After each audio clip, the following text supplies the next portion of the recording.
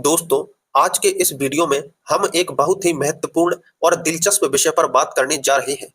हाल ही में यूरोपीय संघ ने रूस के कच्चे तेल पर प्रतिबंध लगाने का फैसला किया है और इसका असर भारत के डीजल निर्यात पर देखने को मिल रहा है। आइए इस विषय को सरल शब्दों में समझते हैं और जानते हैं कि भारत के लिए यह कितना महत्वपूर्ण है। यूरोपीय संघ ने रूस के कच्चे तेल से बने ईंधन पर प्रतिबंध लगाने की घोषणा की है, जो जनवरी 2026 से लागू होगा। इसका मतलब है कि रूस के तेल से बने डीजल और अन्य ईंधन उत्पादों को यूरोप में बेचना मुश्किल हो सकता है। इस खबर के बाद यूरोप के देशों ने भारत से डीजल की खरीदारी बढ़ा दी है। अगस्त 2025 में भारत से यूरोप को डीजल का निर्यात 137% बढ़ गया, यानी पिछले साल की तुलना में दोगुना से भी ज्यादा, और यह आंकड़ा 2,42,000 बैरल प्रतिदिन तक पहुंच गया। इस बढ़ोतरी के पीछे कई कारण हैं। नंबर 1, यूरोप की तैयारी।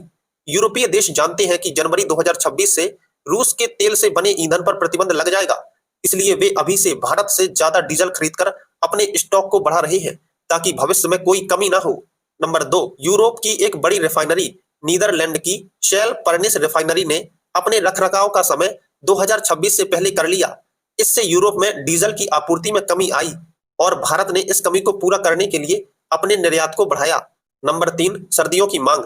यूरोप में सर्दियों के मौसम में डीजल की जरूरत बढ़ जाती है। इस वजह से भी यूरोप भारत से ज्यादा डीजल खरीद रहा है।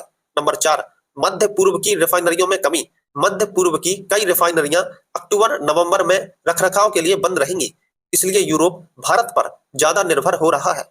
केपलर नामक एक वैश्विक डेटा कंपनी के अनुसार अगस्त में भारत से यूरोप को डीजल निर्यात 73% बढ़ा, जो पिछले महीने की तुलना में है। अगर हम पिछले साल के औसत से तुलना करें तो यह 124% ज्यादा है।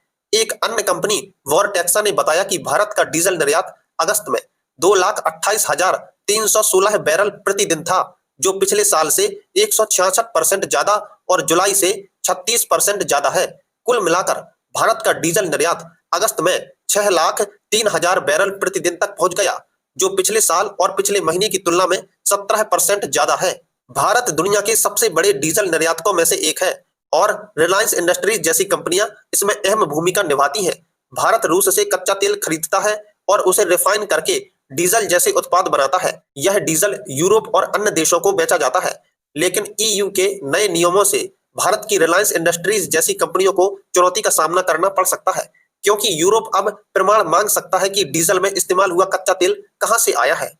अमेरिका ने भारत पर आरोप लगाया है कि वह रूस से कच्चा तेल खरीदकर और उसे रिफाइन करके यूरोप को बेचकर बहुत मुनाफा कमा रहा है। उनका कहना है कि इससे रूस को अप्रत्यक्ष रूप से फायदा हो रहा है, लेकिन भारत ने इसका जवाब देते हुए कहा कि अगर यूरोप या अमेरिका को कोई समस्या है तो वे भारत से डीजल खरीदना बंद कर सकते हैं। भारत का कहना है कि वह केवल अपने व्यापारिक हितों को देख रहा है। विशेषज्ञों का मानना है कि 2025 में यूरोप की मांग भारत के डीजल के लिए मजबूत रहेगी।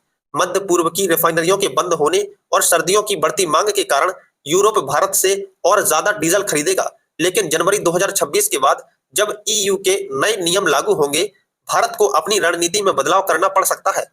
यह देखना दिलचस्प होगा कि भारत इन नियमों का सामना कैसे करता है और अपने निर्यात को कैसे बनाए रखता है। दोस्तों, इन सब बातों से हम यही निष्कर्ष निकाल सकते हैं कि भारत के लिए यह एक बड़ा अवसर है, लेकिन साथ ही एक चुनौती भी है। हमारा देश सस्ते रूसी तेल का उपयोग करके वैश्विक बाजार में अपनी स्थिति को मजबूत कर रहा है, लेकिन ईयू के नए नियम और वैश्विक राजनीति इस व्यापार को प्रभावित कर सकते हैं। इसलिए हमें अपनी रणनीति को और स्मार्ट बनाना होगा ताकि हम इस अवसर का पूरा फायदा उठा सकें और चुनौतियों का सामना कर सकें। आइए हम अपने देश के इस प्रयास को सराहें और उम्मीद करें कि भारत वैश्विक ऊर्जा बाजार में अपनी मजबूत स्थिति बनाए रखेगा। धन्यवाद।